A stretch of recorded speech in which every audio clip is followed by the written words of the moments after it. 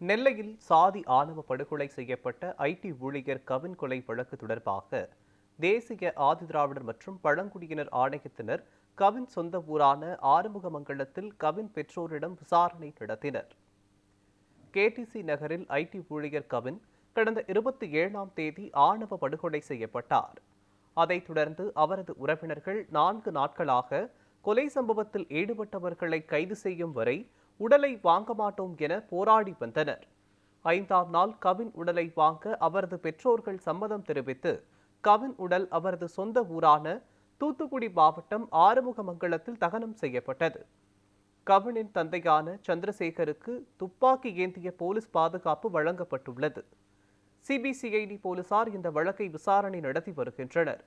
கவின் கொலை வழக்கு தொடர்பாக தேசிய ஆதிதிராவிடர் மற்றும் பழங்குடியினர் ஆணையத்தின் தலைவர் கிஷோர் மக்வானா மற்றும் உறுப்பினர்கள் கவின் சொந்த ஊரான ஆறுமுகமங்கலத்தில் கவின் பெற்றோரிடம் இன்று விசாரணை நடத்தினர். அப்போது கவின் தந்தை சந்திரசேகர் தேசிய ஆதிதிராவிடர் மற்றும் பழங்குடியினர் ஆணையத்தினரின் கோரிக்கை மனு அளித்தார்.